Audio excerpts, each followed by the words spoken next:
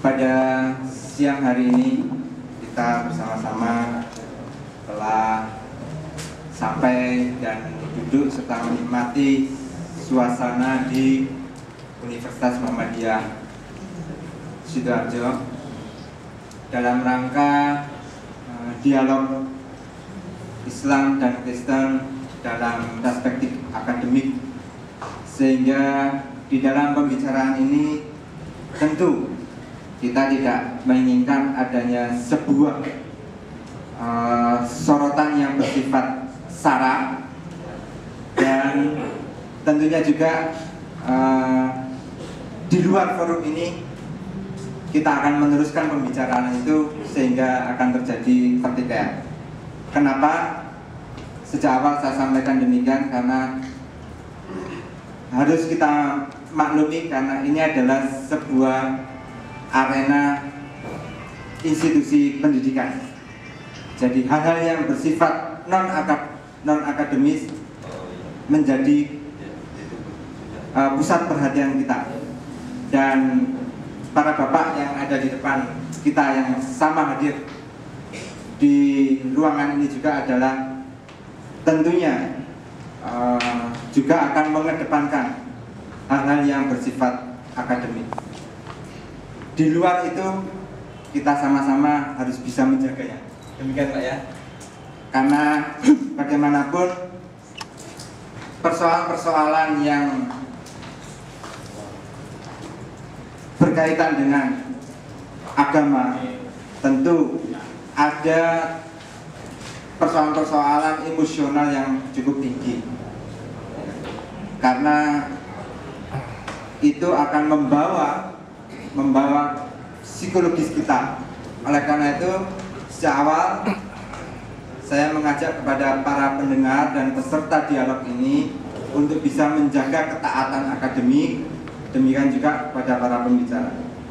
Dan pada kesempatan siang hari ini pula, apa yang hendak kita bahas adalah berkaitan tentang ketuhanan Yesus dan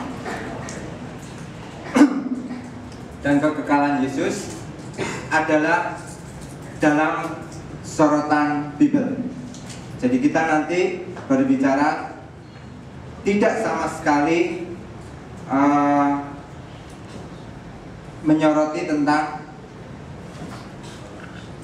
Kristen, Yesus, dan lain sebagainya dalam kacamata Islam. Dalam hal ini mengajak kita beradu argumentasi Bible, Quran, dan hadis. Tidak, tetapi kita sesuai dengan kesepakatan para pembicara bahwa Bible to Bible, Bible to Bible. Jadi Bible dan Bible. Kalau tahu ada kemudian efek-efek samping, maka segera akan kita coba untuk luruskan pada siang hari ini. Yang kedua, perlu kita ingat pula bahwa hari ini ketepatan adalah hari teristimewa buat bangsa Indonesia, 17 Agustus tahun 2009, berketepatan dengan hari kemerdekaan yang ke-64.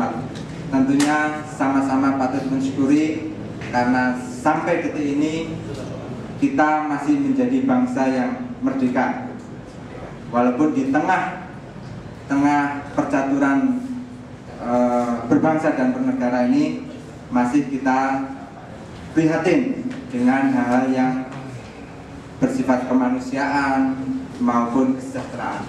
Yang ini tentunya menjadi bagian kita juga untuk bisa ikut serta di dalam membangun potensi bangsa.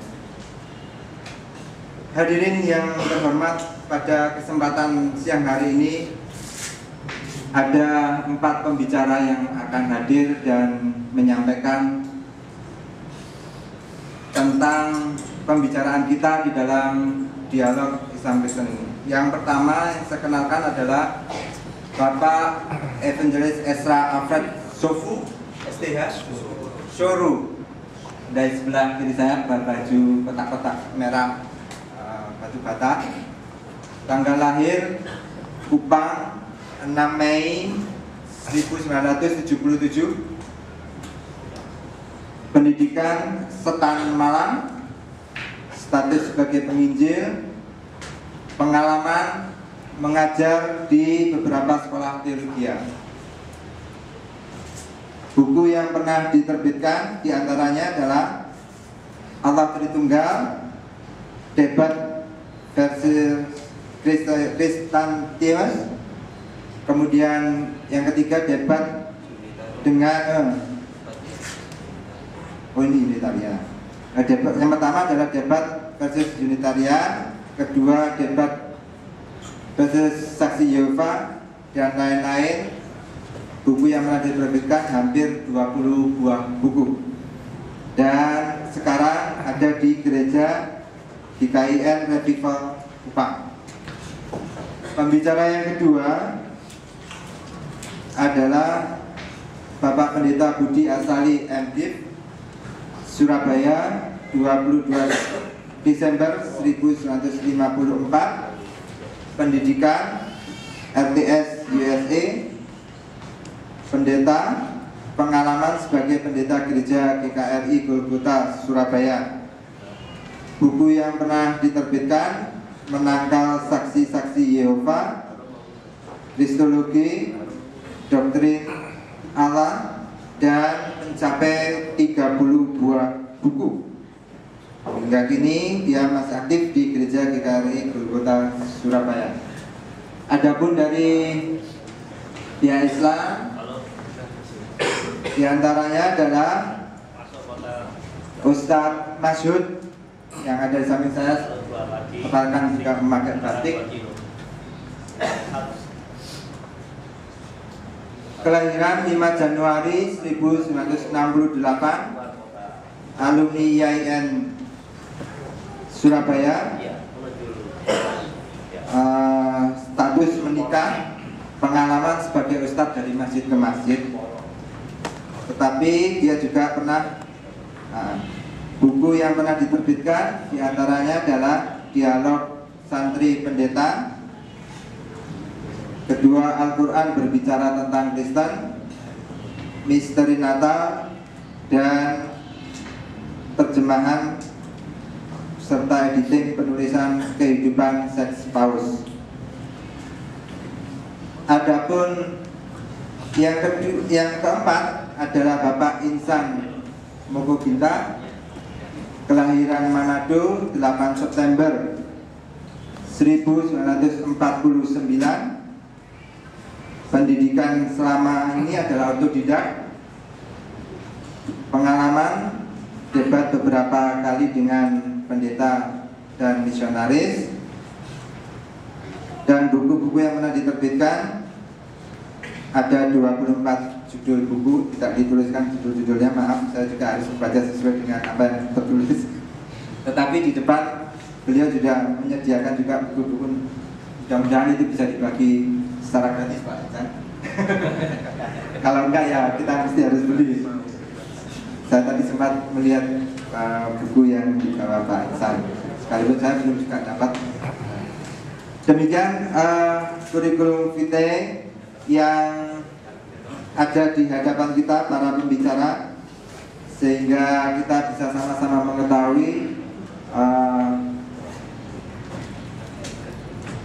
profil masing-masing pembicara. Nah, pada tema siang hari ini, tema pertama yaitu tentang ketuhanan Yesus, akan disampaikan pertama oleh Bapak Pendeta Budi, yang nanti juga akan disampaikan kemudian berikutnya dari pihak Islam. Saya kira begitu, dan kepada Pendeta Budi saya sampaikan hingga 20 menit untuk menyampaikan paparannya. Kenapa? Oh, 30 menit ya. Ya, permintaannya adalah 30 menit yang sudah disepakati. Kalau saya menurut saya kepanjangan gitu kan, 20 menit sehingga sampai setengah 11. Karena sudah menjadi kesepakatan berdua kedua belah pihak, maka saya sampaikan 30 menit. Kami persilakan Pak Budi. Selamat pagi saudara sekalian. Sebelum saya masuk di dalam pembahasan, saya ingin memberikan sedikit penjelasan supaya tidak kacau nanti dalam terminologi atau penggunaan istilah. Di dalam sepanjang perdebatan maupun dalam sepanjang pengertian saya tentang Alkitab dan sebagainya, saya menggunakan kata Allah untuk menerjemahkan kata bahasa Inggris God, dan saya menggunakan kata Tuhan untuk menerjemahkan kata bahasa Inggris Lord. Jadi kalau saya melihat di dalam banyak kasus, termasuk dalam buku-buku yang ditulis oleh para bapak-bapak ini, rasanya penggunaan Allah dan Tuhan dikacau balaukan, dan kata Inggris God diterjemahkan Tuhan. Saya tidak mau menggunakan seperti itu. Jadi God saya terjemahkan Allah, dan Lord saya terjemahkan Tuhan. Itu bisa dengan jelas juga dilihat kalau kita membandingkan kitab suci bahasa Inggris dengan kitab suci bahasa Indonesia. Ya, jadi Allah bagi saya terjemahan dari kata God. Saya akan langsung mulai. Saya menggunakan ayat di dalam Matius 20 ayat yang ke-28.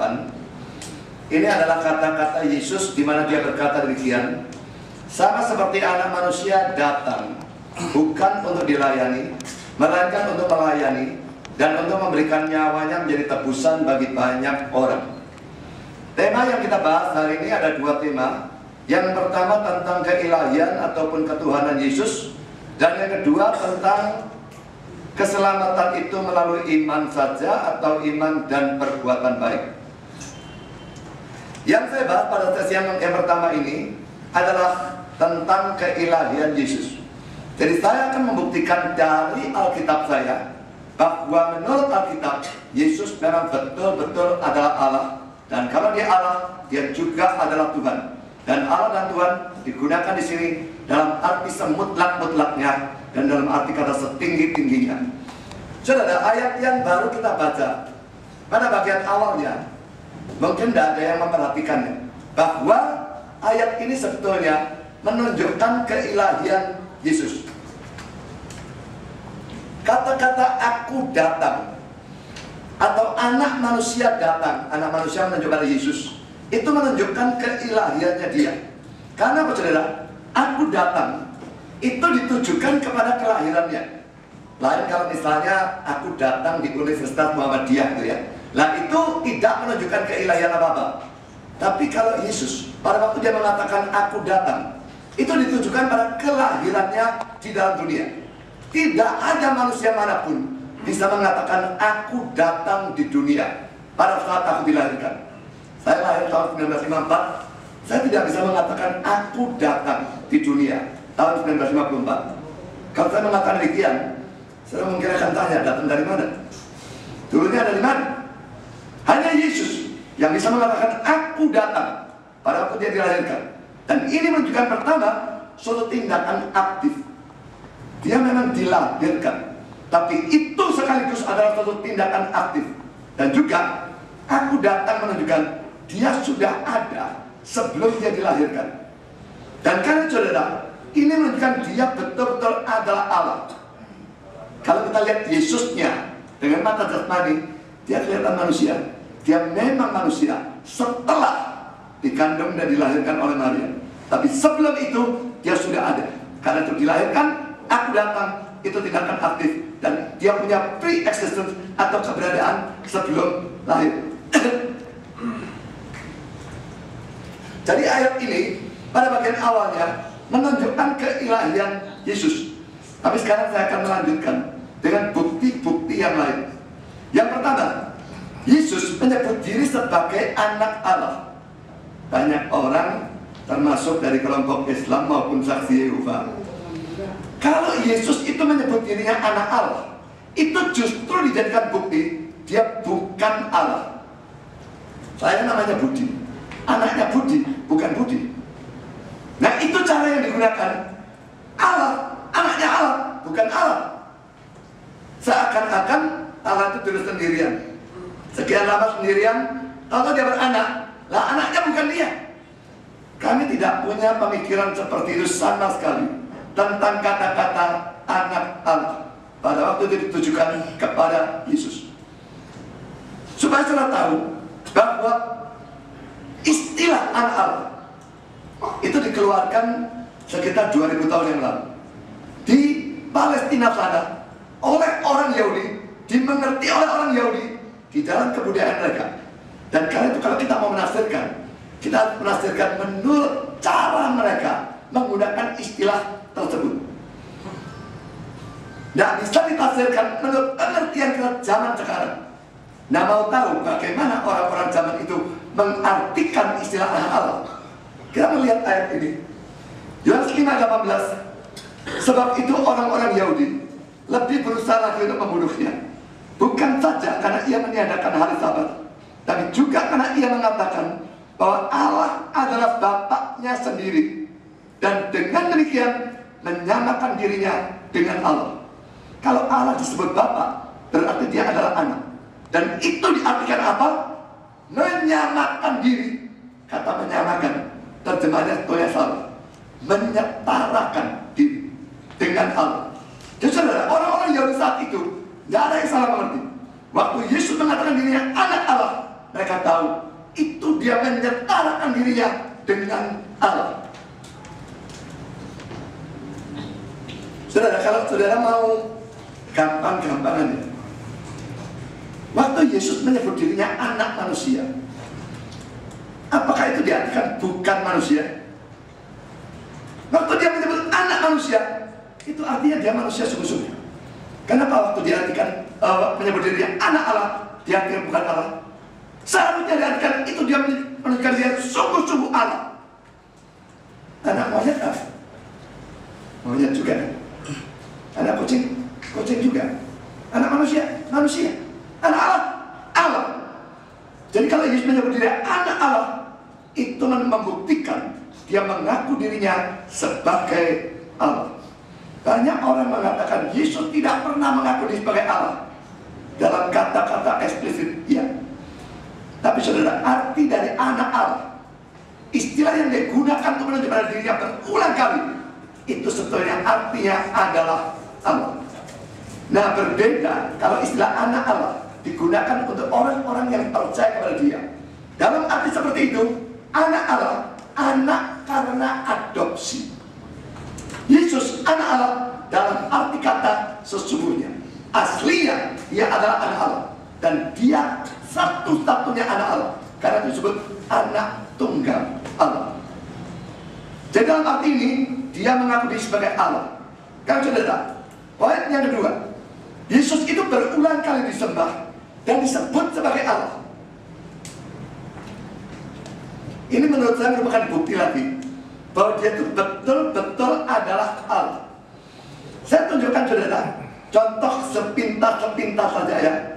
Dalam Alkitab ada beberapa kasus cukup banyak di mana Yesus disembah. Misalnya Matius 8 ayat 2, saya hanya bacakan yang saya garis bawahi dan warna merah. Lalu sujud menyembah dia. Matius 9 ayat 18, menyembah dia. Matius 14 ayat 33, menyembah dia sambil mengaku sesungguhnya engkau anak Allah. Orang Yahudi itu bangsa monoteis ya. Kalau anak Allah bukan Allah, mengapa gerangan mereka mengaku dia sebagai anak Allah tapi menyembah pada Allah? Ini Matius pada ayat pasal 14. Pada pasal 4 ayat 10, Yesus sudah melarang orang menyembah siapapun selain Allah. Di sini murid-murid mengaku anak Allah tetapi menyembah yang mereka aku sebagai anak Allah. Dan itulah yang menunjukkan dia adalah Allah. Matius 15 ayat 25, menyembah dia sambil berkata Tuhan. Dia disebut Tuhan. Tadi disebut anak Allah dalam arti Allah, sekarang disebut Tuhan. Matius 17 ayat 14, datanglah seorang mendapatkan Yesus dan menyembah. Matius 20 ayat 20, sujud di hadapannya. Matius 28, 9 dan 17, dua kali kata menyembahnya. Yohanes 9 ayat 38, aku percaya Tuhan, lalu ia sujud menyembahnya. Jadi bukan cuma menyembah, tapi menyebut dia Tuhan. Lukas 24, 51 dan 52, saya bacakan 52-nya. Mereka sujud menyembah kepadanya. Ini pada saat Yesus terangkat naik ke surga. Saudara, lucunya di dalam banyak kasus ini ya, orang sujud sembah dia, sebut Tuhan, sebut anak Allah dan sebagainya. Baik Yesus maupun Alkitab di dalam bagian manapun tidak pernah menyalahkan, mengecam orang-orang yang menyembah Yesus ini. Karena pada poin B, saya ingin menunjukkan Yesus itu mau menerima sembah, dan sebutan-sebutan ilahi tersebut disebut Tuhan, disebut anak Allah, dan dia tidak pernah menolaknya, tidak pernah memarahi orang yang menyembah dia dan menyebut Tuhan ataupun Allah. Padahal dia sendiri mengatakan kita tidak boleh menyembah siapapun kecuali Allah. Matius 4 ayat yang ke-10. Maka berkatalah Yesus kepadanya, yaitu setan, kenyahlah iblis, sebab ada tertulis, engkau harus menyembah Tuhan Allahmu, dan hanya kepada Dia sajalah engkau berbakti. Dalam perjanjian lama banyak manusia disembah. Kata-kata Yesus ini belum keluar. Tapi dalam perjanjian baru, sejak kata-kata ini keluar, tidak boleh menyembah siapapun, baik manusia, malaikat, siapapun. Hanya Allah yang boleh disembah. Karena saudara, kita melihat bahwa orang-orang yang genah, kalau dia memang bukan Allah, dia akan menolak sembah. Rasul-rasul, misalnya Petrus, Paulus, Barnabas, menolak sembah. Petrus dalam Kisah Rasul 10 ayat 25-26, waktu Cornelius menyembah dia, ditolak. Aku cuma orang, sembah Tuhan. Kisah Rasul 14 ayat 13-18, Paulus dan Barnabas, orang-orang mau berikan korban bakaran mereka. Dah, kami manusia. Mereka tidak mau. Lalu contoh yang lain, malaikat juga menolak sembah. Di dalam kitab Wahyu 19 ayat 10 dan Wahyu 22:8-9, Rasul Yohanes melihat malaikat. Saking takutnya, tidak tahu kenapa dia sujud sembah malaikat itu. Malaikat menolak sembah itu dan menyuruh mengarahkan sembah itu kepada Allah. Tapi saudara, kalau tadi sudah saya berikan contoh orang yang genah menolak sembah karena dia bukan Allah. Malaikat juga, malaikat yang genah menolak sembah. Tapi kalau Herodes, ini orang brengsek, dia diberi penghormatan ilahi, dia terima, dan dia dihukum mati oleh Allah. Di dalam Kisah Rasul pasal 12 ayat 20 sampai dengan 23. Dari semua ini saudara, kita bisa simpulkan, Yesus melarang menyembah siapapun kecuali Allah. Tapi dia disembah, dia terima, dia tidak memarahi dan sebagainya. Karena itu untuk Yesus ditinjau dari sudut ini, cuma ada dua pilihan. Atau dia adalah orang yang kurang ajar, nabi palsu, atau dia adalah Allah sendiri. Tidak ada pilihan yang lain. Kalau dia Allah sendiri, dia disembah, ya memang pas, hanya boleh sembah Allah, cocok. Tapi kalau dia bukan Allah, dia tidak bisa nabi yang genah, dia tidak bisa adalah orang yang saleh. Kalau dia bukan Allah, kalau dia bukan Allah, dia orang brengsek, orang kurang ajar, dia nabi palsu. Yang mana yang saudara mau pilih? Tidak ada pilihan, dia nabi genah tapi bukan Allah. Kalau dia nabi bukan Allah, dia nabi palsu. Karena dia sendiri mengajar tidak boleh sembah siapapun kecuali Allah, tapi dia sembah, dia terima. Jadi saudara, tidak ada pilihan lain. Atau dia Allah, atau dia nabi palsu. Tidak ada pilihan, dia itu nabi asli, orang saleh, tapi bukan Allah. Jadi tolong jawab pertanyaan ini untuk setiap saudara. Dia Allah atau nabi palsu? Dia Allah atau orang brengsek? Tidak ada pilihan yang lain. Sekarang saya berikan argumentasi atau ayat yang ketiga. Yohanes 1 ayat 1 dan 14. Pada mulanya adalah firman. Di sini firman digunakan sebagai gelar untuk Yesus. Firman di sini bukan berarti kata-kata Allah, tapi gelar untuk Yesus. Firman itu bersama-sama dengan Allah, dan firman itu adalah Allah. Lalu ayat 14, firman itu telah menjadi manusia. Lalu bagian akhir disebut anak tunggal Bapa. Saya mengutip ayat 14-nya hanya menunjukkan kepada saudara bahwa firman di sini adalah Yesus. Tidak selalu firman adalah Yesus. Di sini firman dipakai sebagai gelar untuk Yesus. Dan Yohanes 1 ayat 1 mengatakan firman itu adalah Allah. Eksplisit sekali. Lalu saudara, poin keempat, Yohanes 8 ayat 58. Ini ayat yang sangat-sangat aneh. Kata Yesus kepada mereka, aku berkata kepadamu, sesungguhnya sebelum Abraham jadi, aku telah ada. Bagi saudara yang Kristen, yang punya Alkitab, silakan dicek Alkitab saudara ya. Bagian akhir itu aku ada atau aku telah ada. Setahu saya terjemahan Indonesia ada dua macam. Kalau aku telah ada, kata telah itu salah terjemahan. Mestinya hanya aku ada. Kalau aku telah ada, maka dalam bahasa Inggris itu perfect tense, I have been. Padahal bukan itu sama sekali kata-kata yang ada. Baik dalam bahasa Yunani maupun dalam bahasa Inggris digunakan present tense. Saya buktikan dengan Alkitab bahasa Inggris, King James, RSV, New King James mengatakan before Abraham was, I am. NIV, NASB dan ASB, before Abraham was born, I am. Kalau saudara mengerti bahasa Inggris, saya mesti melihat ini Rasul Yohanes yang tulis ayat ini atau Yesus yang mengucapkan kata-kata ini. Nggak ngerti gramatika. Before Abraham was, itu bentuk past tense sudah. Abraham was, itu past tense. Dan Abraham memang hidup lebih dari 2000 tahun sebelum Kristus. Jadi Yesus berkata Abraham was, itu pantas. Tapi before Abraham was, sebelum Abraham ada, I am menggunakan present tense. Itu tidak masuk akal kelihatannya ya. Tidak ada manusia biasa, bahkan tidak ada malaikat yang bisa mengucapkan kata-kata seperti ini. Kalaupun malaikat mau ngomong, dia akan mengatakan before Abraham was, I had been.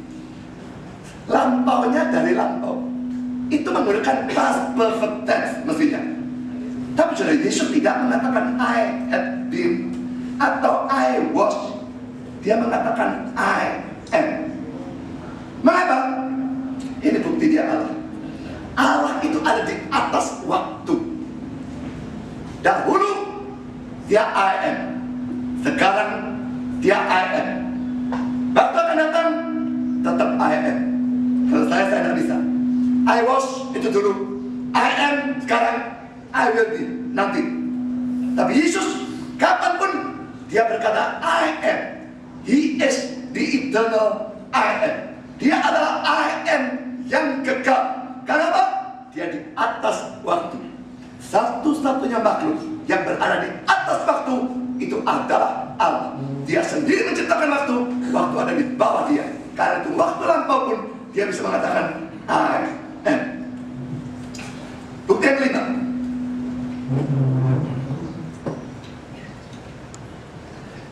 Yohanes 20 ayat 26 sampai dengan 29. Saya hanya bacakan 28 dan 29. Thomas menjawab dia, ya Tuhanku dan Allahku. Kata Yesus kepadanya, karena engkau telah melihat aku, maka engkau percaya. Berbahagialah mereka yang tidak melihat namun percaya. Kalau Yesus memang bukan Tuhan dan bukan Allah, kenapa pada waktu Thomas mengakui ya Tuhanku dan Allahku, kenapa tidak dimarahi? Ngawur, aku bukan Tuhan, jangan menuhankan manusia. Tidak, dia mengatakan apa? Karena engkau telah melihat aku dan engkau percaya. Berbahagialah mereka yang tidak melihat namun percaya. Jelas kata-kata Thomas dianggap sebagai kepercayaan, dianggap sebagai iman. Menyebut dia Tuhan, menyebut dia Allah, dipuji, itu adalah iman. Cuma kurang bagus Thomasnya, lihat baru percaya. Yang tidak melihat, hanya mendengar firman lalu percaya, jauh lebih bagus, jauh lebih berbahagia. Tapi jelas dia mengakui kebenaran kata-kata Thomas dan memuji itu sebagai iman. Dan ini membuktikan dia memang Tuhan, dia memang Allah. Poin nomor 6, Yesaya 9 ayat 5. Ini ayat Natal ya.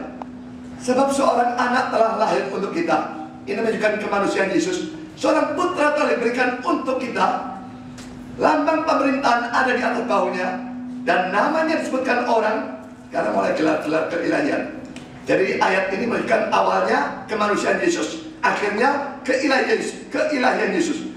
Penasihat ajaib, Allah yang berkuasa, Bapa yang kekal, Raja damai, Allah yang perkasa. Ini gelar yang diberikan kepada Yesus dalam Yesaya 9 ayat 5. Lalu Roma 9 ayat 5, mereka adalah keturunan bapak-bapak leluhur yang menurunkan Mesias dalam keadaannya sebagai manusia yang ada di atas segala sesuatu. Ia itu jelas menunjuk pada Mesias ya, adalah Allah yang harus dipuji sampai selama-lamanya. Amin. Yang ke-8, Filipi 2 ayat 5b sampai 7. Kristus Yesus yang walaupun dalam rupa Allah tidak menganggap kesetaraan dengan Allah itu sebagai milik yang harus dipertahankan, melainkan telah mengosongkan dia sendiri dan terusnya. Dalam rupa Allah, setara dengan Allah, itu Yesus. Lalu dia berinkarnasi, ayat 7, menjadi manusia. Yang ke-9, Titus 2 ayat 13, dengan menantikan penggenapan pengharapan kita yang penuh bahagia dan penyataan kemuliaan Allah yang Maha Besar dan Juru Selamat kita, Yesus Kristus. Saudara, ayat ini sebetulnya bisa dibaca dengan dua pembacaannya. Allah yang Maha Besar dan Juru Selamat kita, Yesus Kristus. Kalau dibaca demikian, Yesus cuma dinyatakan Juru Selamat, bukan Allah. Tapi kalau dilihat dari gramatika bahasa Yunani, tidak bisa diterjemahkan demikian. Ini menunjukkan satu pribadi, bukan dua pribadi. Karena itu, saya menambahkan tanda kurung. Jadi bacanya mestinya Allah yang Maha Besar dan Juru Selamat kita, Yesus Kristus. Dengan demikian, ayat ini menyebut Yesus dengan gelar Allah yang Maha Besar maupun dengan gelar Juru Selamat. Ya, jadi ini bukti keilahian. Yang ke-10, Ibrani 1 ayat 8, tapi tentang anak, kata tentang terjemahnya salah. Seharusnya kepada anak. Bisa dilihat dalam terjemahan King James yang menerjemahkan unto the Son, kepada anak. Ia berkata, tahtamu ya Allah. Bapak bicara kepada anak, tahtamu ya Allah. Jadi Bapak berkata kepada anak sebagai Allah. Ya. Yang ke-11, 2 Petrus 1 ayat 1, dari Simon Petrus, hamba dan Rasul Yesus Kristus, kepada mereka yang bersama-sama dengan kami memperoleh iman oleh karena keadilan Allah dan Juru Selamat kita, Yesus Kristus. Sama seperti Titus 2 ayat 13. Ini bisa dibaca dengan dua pembacaan. Dari gramatika Yunani ya, harus dibaca demikian. Allah dan Juru Selamat kita, kurung Yesus Kristus. Berarti dia disebut dengan dua sebutan. Hanya satu pribadi, dua sebutan, Allah dan Juru Selamat kita. Yang ke-12, 1 Yohanes 5 ayat 20. Akan tetapi kita tahu bahwa anak Allah telah datang dan telah mengaruniakan pengertian kepada kita supaya kita mengenal yang benar dan kita ada dalam yang benar di dalam anaknya Yesus Kristus. Titik. Dia ini menjadi siapa? Jelas kata-kata terakhir dalam kalimat sebelumnya, yaitu Yesus Kristus. Dia adalah Allah yang benar dan hidup yang kekal. Wahyu 1 ayat 8. Ini ayat yang terakhir. Wahyu 1 ayat 8, aku adalah Alfa dan Omega, firman Tuhan Allah yang ada, yang sudah ada, dan yang akan datang, yang Maha Kuasa. Ayat ini diperdebatkan. Yang ngomong ini Yesus atau Bapa? Ayat sebelumnya bicara tentang Yesus. Ayat-ayat setelahnya bicara tentang Yesus. Silahkan dicek sendiri Alkitab. Jadi kalau ayat ini yang bicara Bapa, itu out of context, itu keluar dari konteks. Ayat ini yang bicara Yesus, aku adalah Alfa dan Omega. Alfa dan Omega itu dua huruf dalam Yunani, huruf pertama dan huruf terakhir. Jadi mentok di sana, mentok di sana. Dari Mirta Teringga sampai Mirta Teringga, dia kekal. Itu gambarannya Alfa dan Omega.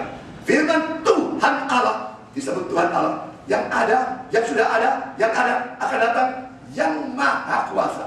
Semuanya menunjukkan dia adalah Allah. Saya kira saya sudah memberikan cukup banyak bukti bahwa Alkitab memang menyatakan Yesus sebagai Allah dan sebagai Tuhan.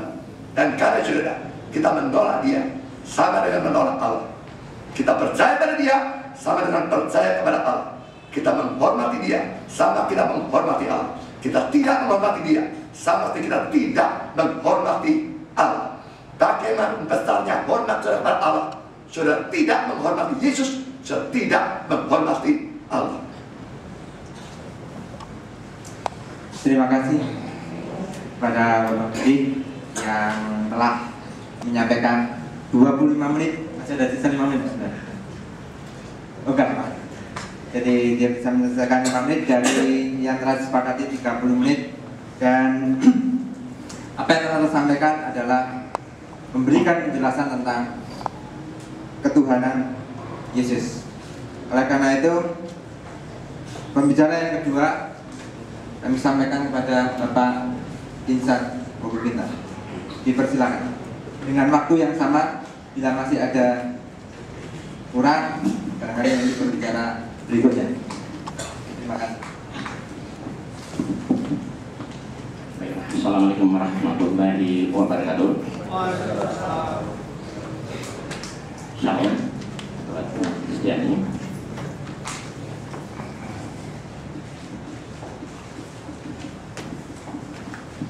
Alhamdulillah, Razi arsala rasulahu bil huda wa dinil haqqi liyudhhirahu 'ala dini kullihi walau karihal musyrikun.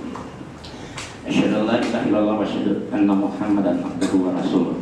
Allahumma shalli ala sayyidina Muhammadin wa ala alihi washabihi wa mawalah, amma ba'du. Ya, kita bersyukur kepada Allah Subhanahu wa taala di mana di siang hari ini kita semua masih dipertemukan kembali dalam keadaan sehat walafiat. Salawat dan salam kepada baginda Rasulullah Muhammad SAW. Hadirin yang berbahagia, berbicara tentang keilahian Yesus memang ini sangat menarik sekali. Sejak dulu sampai saat ini antara Islam dan Kristen selalu tidak pernah selesai, tidak pernah tuntas, karena ada dua versi yang berbeda. Umat Kristiani meyakini Yesus sebagai Tuhan, sementara kita umat Islam meyakini bahwa Yesus atau Nabi Isa itu adalah sebagai seorang nabi, seorang anak manusia atau utusan Tuhan atau hamba Allah. Nah, hadirin sekalian, pada kesempatan hari ini saya akan sedikit memaparkan kita di layar. Nah,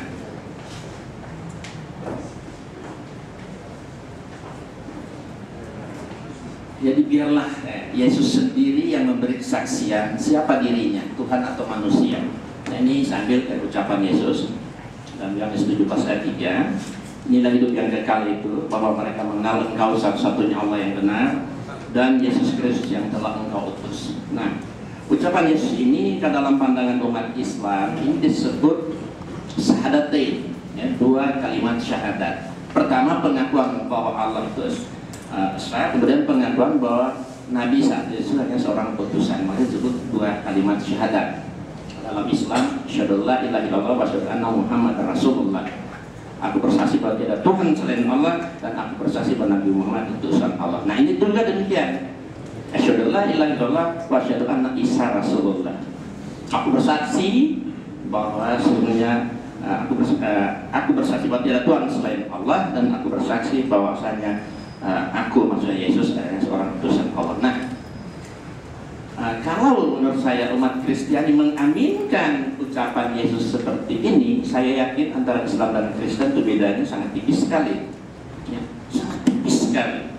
Karena sama-sama hanya mengesahkan Allah dan sama-sama hanya menjadikannya sebagai utusan Allah. Nah, pernyataan seperti ini banyak sebenarnya dalam Alkitab. Di ayat lain ada, seperti kita lihat di sini. Markus 12. Nah, lalu seorang ahli Taurat mendengar Yesus dan orang Saduki bersoal jawab, tahu bahwa Yesus memberi jawab yang tepat kepada orang yang datang kepadanya dan bertanya, hukum manakah yang paling utama? Jawab Yesus, hukum yang terutama, dengarlah hai orang Israel, Tuhan Allah kita, Tuhan itu Esa. Nah, kemudian kita lihat selanjutnya, ahli Taurat ini ikut membenarkan ucapan Yesus. Lalu kata ahli Taurat itu kepadanya, tepat sekali guru. Ya, guru bukan Tuhan, ya. Benar katamu itu bahwa dia Esa dan tidak ada yang lain kecuali dia. La ilaha illallah. Dalam pandangan Islam tidak ada Tuhan selain dia. Jadi, nah, ahli Taurat pun ikut membenarkan, mengaminkan ucapan Yesus. bahwa tidak ada Tuhan selain Dia. Dia maksudnya Allah. Nah, kenapa Yesus itu hanya seorang utusan Allah? Nah, satu lagi. Dan iblis membawa Yesus ke satu gunung yang sangat tinggi dan memperlihatkan kepadanya semua kerajaan dunia dengan kemegahannya, dan berkata kepadanya, kepada Yesus, semuanya akan aku berikan kepadamu asal kamu sujud menyembah aku. Apa kata Yesus? Diusirlah iblis itu, nyala engkau iblis, sebab ada tertulis, hanya kepadanya lah saja engkau menyembah atau berbakti. Nah, di sini kita bisa melihat bahwa Yesus itu menyuruh menyembah hanya kepada Tuhan Allahnya, bukan kepada dirinya. Kalau Yesus itu Tuhan, tentu Yesus akan berkata, nyala engkau iblis, sebab ada tertulis hanya kepadaku saja engkau berbakti. Tidak, hanya kepadanya. Siapa? Hanya kepada Allah. Jadi menyembah atau berbakti itu hanya kepada Allah, bukan kepada Yesus. Buktinya Yesus menyembah hanya kepada Allah. Yesus berdoa kepada Allah tidak. Kita umat Islam semua menyembah berbakti hanya kepada Allah. Tapi yang kita lihat justru yang terjadi umat Kristiani malah Yesus yang disembah-sembah. Padahal Yesus sendiri menyuruh menyembah hanya kepada Allah. Di dalam Al-Quran, maksud saja kita tidak boleh tadi menggunakan Al-Quran, tapi saya ingin menselaraskan ada ucapan Nabi Isa di dalam Al-Quran ayat ini. Apa kata Nabi Isa? Innallaha huwa rabbi wa rabbukum fa'buduhu hadza siratum mustaqim. Sesungguhnya Allah dialah Tuhanku dan Tuhan kamu, sembahlah Dia. Inilah jalan yang lurus. Jalan yang lurus, agama yang benar itu menyembah hanya kepada Allah yang disembah oleh Yesus, bukan Yesus yang disembah-sembah. Jadi iblis saja tahu bahwa Yesus mengajarkan tauhid. Iblis saja tahu Yesus itu bukan Tuhan. Kalau Yesus Tuhan seperti saya katakan tadi kan, nyala engkau iblis, sebab ada terus hanya kepadaku. Tidak, hanya kepadanya. Siapa? Kepada Allah Subhanahu wa Ta'ala. Nah, kita lihat di sini. Sesudah dibaptis, Yesus segera keluar dari air. Dan pada waktu juga langit terbuka dan ia melihat roh Allah seperti burung turun ke atasnya. Lalu terdengarlah suara dari surga yang mengatakan, inilah anakku yang kukasih, kepadanya aku berkenan. Ini ayat Trinitas. Nah, sekarang kita lihat ayat ini lemah. Ya. Sebab menurut Alkitab itu sendiri, ya, bahwa suara Tuhan itu tidak terdengar. Ini terdengar, inilah anakku yang kukasih, langit terbuka. Padahal tidak. Alkitab mengatakan, Yohanes 5 ayat 37, kata Yesus sendiri, Bapa yang mengutus aku, dialah yang bersaksi tentang aku. Kamu tidak pernah mendengar suaranya. Jadi suara Yesus, suara Allah itu nggak bisa didengar.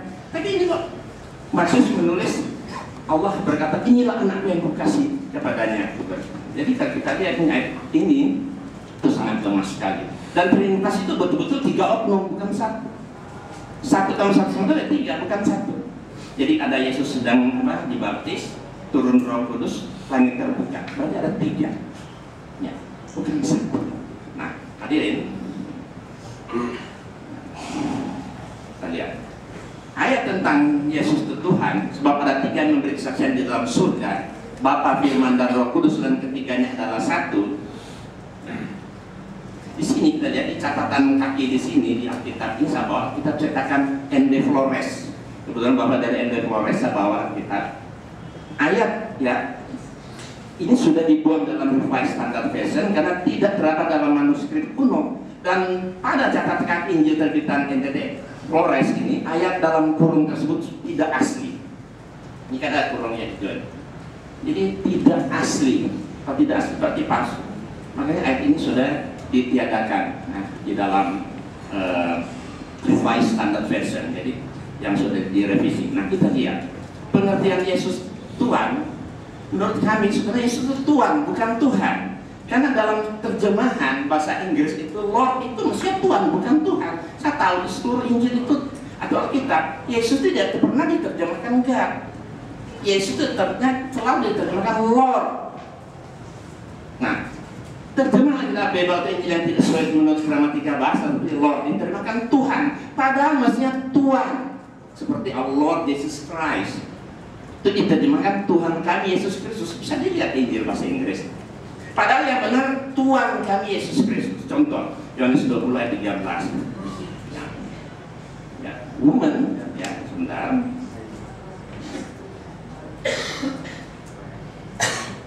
Nah, sebentar ini lewat. Ya, woman, why are you crying? They asked her.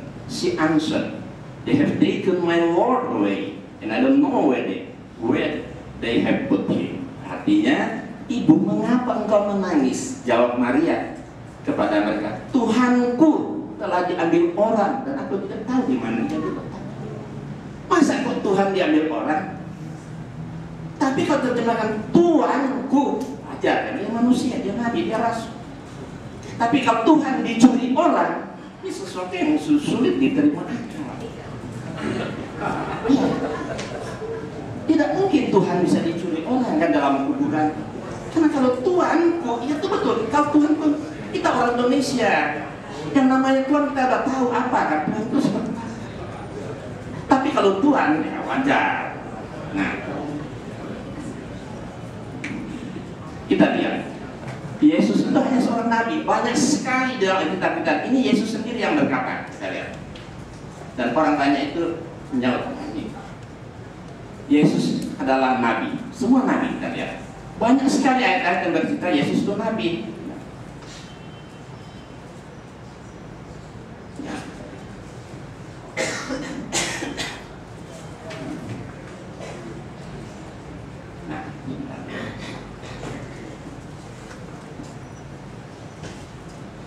Nah, ini ucapan Yesus. Yesus sendiri yang memberi kesaksian dirinya bahwa dia itu seorang nabi, bukan Tuhan. Jadi Yesus itu nabi, dia bukan Tuhan. Dan banyak sekali ayat tersebut, banyak. Apalagi Yesus sebagai utusan. Yesus utusan itu adalah itu banyak sekali. Coba kita lihat, ini belum dikutip semua. Ini semua Yesus mengaku dia hanya utusan. Barang siapa menyambut kamu, dia menyambut aku. Dan barang siapa menyambut aku, dia menyambut dia yang mengutus aku. Siapa dia? Allah yang utus aku, dia Yesus sebagai seorang utusan. Kita lihat banyak sekali. Dia yang mengutus aku, dia yang mengutus aku, dia yang mengutus aku.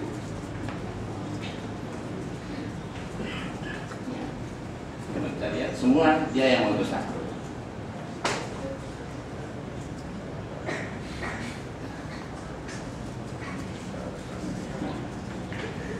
Jadi banyak sekali ayat-ayat dalam Alkitab di mana Yesus sendiri yang memberi kesaksian bahwa dia hanya seorang utusan. Nah, hadirin sekalian, saya ingin pindah sebentar ke materi ini.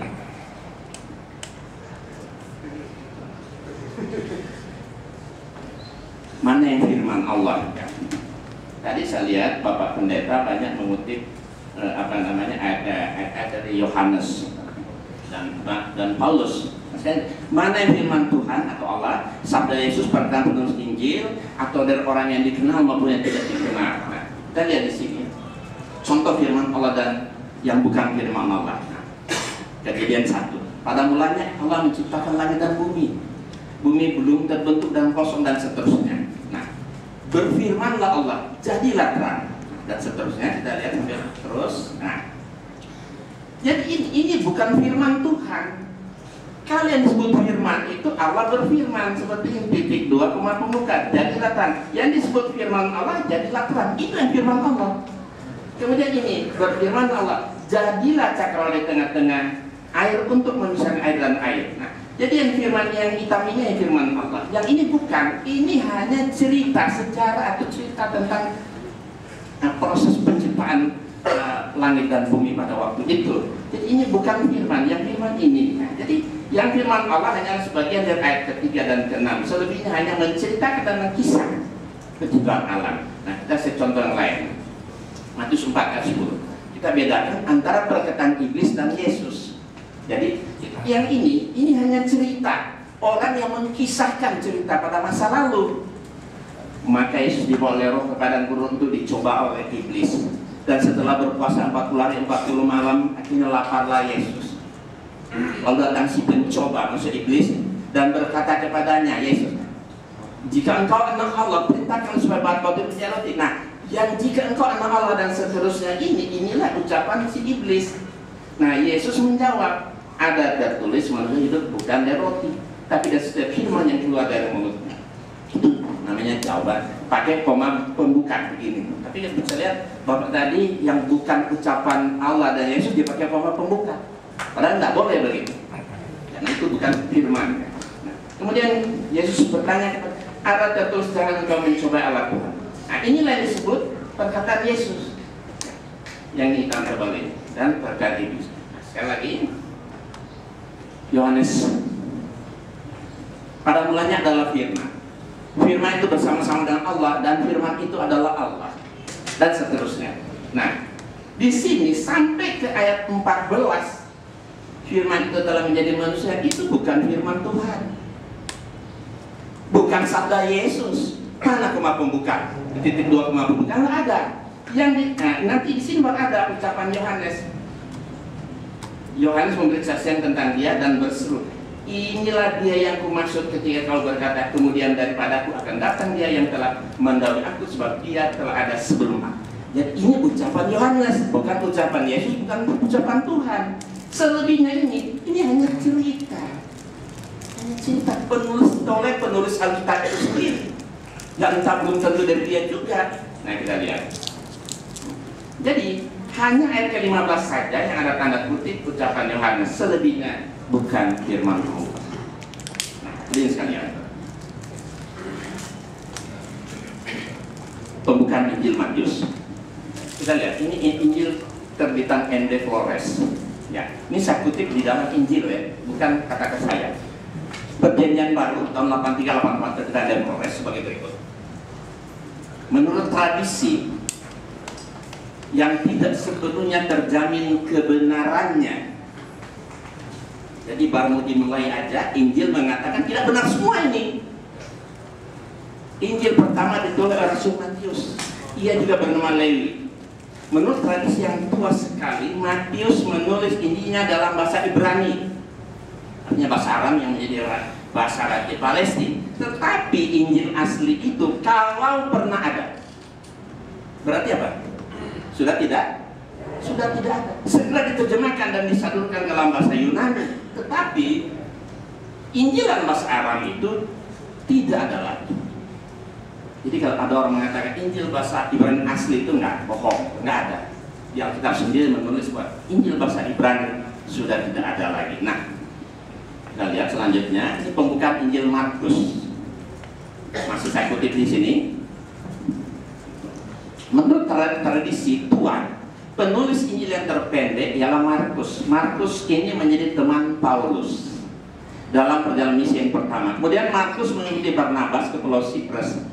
Menurut sebuah tradisi kuno, Markus menjadi juru bicara Petrus. Setelah Petrus mati, terbunuh, Markus menyusun Injilnya Petrus. Berarti Injil Petrus ini, Injil Markus buatan sebenarnya tulisan Petrus. Markus hanya meneruskan. Waktu Injil Markus ditulis tidak dipastikan, ya dikarang sebelum Injil Matius dan Lukas. Agaknya Injil Markus diubah pada tahun 50 sampai 60 Masehi di Roma. Sekarang bagaimana dengan Injil Lukas? Lukas adalah seorang tabib yang bukan berbangsa Yahudi. Dia menjadi teman perjalanan Paulus. Lukas menulis Injilnya sesuai dengan ajaran Paulus. Kita tahu bahwa Paulus itu di seumur hidup tidak pernah ketemu muka dengan Yesus. Ini tidak pernah. Artinya fisik secara tidak pernah. Bahkan Paulus ini dulunya mantan penjahat, musuh bebuyutan Yesus. Lukas tidak mengenal Yesus secara pribadi, sehingga ia mengambil informasinya dari berbagai sumber, baik tertulis maupun lisan. Waktu di perjalanan bersama Paulus, Lukas mungkin di Kaisarea dan Yerusalem bertemu dengan orang yang masih bergaul dengan Yesus. Nah, jadi Lukas ini juga bukan murid Yesus. Kita harus tahu, Lukas itu bukan murid Yesus, Markus itu bukan murid Yesus. Maka tulisan mereka itu lemah. Jadi yang sejak awal menjadi saksi ajaran serta karya Yesus, pastilah sudah bahwa Lukas menggunakan Injil Markus. Jadi Lukas menulis Injil bukan berdasarkan apa yang dia dengar langsung dari Yesus. Nah, sekarang Injil Yohanes. Tradisi hampir sepakat menyebut Yohanes pengarang Injil keempat. Ia adalah anak Zebedeus dan nelayan. Menurut tradisi Injil, tradisi Injil itu ditulis bagi orang-orang Kristen di kawasan Asia Kecil. Waktu itu Yohanes telah menjadi pengikut Yohanes Pembaptis. Ia secara khusus dikasihi oleh Yesus. Kalau memang murid itu benar-benar Yohanes penulis Injil. Jadi yang menulis Injil Yohanes ini sebenarnya diragukan apa dia murid Yesus atau bukan. Yohanes menulis Injilnya waktu sudah lanjut usia, sekitar umur tahun 90 Masehi, di masa pemerintahan Kaisar Domitianus, sekitar tahun 95 Masehi. Yohanes dibuang ke pulau kecil itu Pulau Patmos. Nah, di Pulau Patmos inilah Yohanes terakhir menulis yang sekarang dinamakan Wahyu. Kepada Yohanes itu namanya Wahyu. Tapi kalau kitab Injil dulu saya nggak bawa, dulu saya punya Alkitab kuno. Ini bukan Wahyu, mimpi. Ya, mimpi Yohanes di Pulau Patmos. Jadi Injil yang paling terakhir ditulis Yohanes, ya. Duluan ya Markus, Lukas, dan Yohanes itu Injil yang paling terakhir sekali ditulis. Hadirin, contoh, tidak semua tulisan Yohanes itu benar. Tadi Pak Pendeta banyak mengambil ayat Yohanes, kita lihat Yohanes 19 ayat 35. Dan orang yang melihat hal itu sendiri yang memberi kesaksian ini, dan kesaksiannya benar, dan ia tahu bahwa ia mengatakan kebenaran supaya kamu juga percaya. Jadi orang yang melihat hal itu yang memberi kesaksian, kemudian ditulis Yohanes. Berarti Yohanes menulis bukan langsung firman dari Allah, tapi hanya kesaksian orang-orang yang dia tahu. Dialah murid yang memberi kesaksian tentang semua ini dan telah menuliskannya, dan kita tahu bahwa kesaksian itu benar. Jadi dialah murid yang memberikan kesaksian tentang ini, bukan Allah, hanya dari kesaksian seorang murid yang entah siapa murid itu. Kemudian ditulis oleh, makanya ya tulisan Yohanes ini sangat diragukan. Maka dari keempat Injil Yohanesnya agak berbeda. Nah, saya punya Injil. Nah, ini namanya The Five Gospels. Nah, ini Injil hasil seminar, diseminarkan di Amerika. Ini diseminarkan di Amerika, ini tidak dijual di Indonesia ya. Sebenarnya oleh 76 ahli dari berbagai disiplin ilmu dan dari berbagai besar terkenal di seluruh dunia. What did Jesus really say? Apa yang betul-betul Yesus ucapkan? The source for the authentic words of Jesus. Mencari ucapan Yesus yang autentik, yang sesungguhnya. Nah, Injil ini berwarna. Ya. Kalau ayat itu dicetak huruf merah, itu that's Yesus. Diakui itu benar ucapan Yesus. Kalau cetak huruf pink, itu sure. Sounds like yes, ya menyerupai ucapan atau kata-kata Yesus. Kalau ayat itu dicetak huruf grey, well maybe, ya masih diragukan, masih barangkali. Kalau dicetak huruf hitam bold, hitam tebal, itu Jesus didn't say this. There's been some mistake. Yesus tidak mengatakannya, karena ada yang nggak beres, maksudnya ada yang salah. Nah, kita lihat. Red itu mereka beri nilai 3. Nilai tertinggi, pink 2, grey 1, black, hitam bold 0. Artinya tidak mempunyai nilai kebenaran. Nah, sekarang kita lihat. Dari seluruh isi Injil Yohanes, Yohanes, merah, red dianggap betul ucapan Yesus itu, tidak ada satu pun. Tidak ada satu ayat pun dalam Injil Yohanes dicetak huruf merah, berarti tidak ada satu pun yang dianggap benar ucapan Yesus dalam Injil Yohanes. Kemudian kalau pink itu hanya ada satu ayat, yaitu Yohanes 4 ayat 43. Nah, grey hanya 3 ayat, Yohanes 12 ayat 24, 25 dan Yohanes 13 ayat 20. Nah, selebihnya hampir seluruhnya bukan ucapan Yesus. Hampir seluruhnya, 99% itu bukan ucapan Yesus. Nah, kita lihat kesimpulan akhir apa? Nah, dari kesimpulan akhir, jadi 82% of the words ascribed to Jesus in the Gospels were not actually spoken by him, according to the Jesus Seminar. Dan 82% yang dianggap ucapan Yesus dalam Injil sesungguhnya tidak diucapkan oleh Yesus menurut seminar tentang Yesus. Jadi seluruh Injil hanya 18% yang dianggap ucapan Yesus. Selebihnya hanya tulisan manusia, hanya cerita-cerita sejarah, riwayat dan sebagainya. Yang betul-betul ucapan Yesus hanya 18%, itu pun tidak semuanya benar. Karena dari 18% terbagi 4 kriteria, ada red, pink, grey dan dan black. Ya, ini sebagian saya kasih ke Pak Masud. Nanti kalau Bapak dan Ibu ingin lihat Injil ini bisa, sebentar bisa dilihat nanti di sini.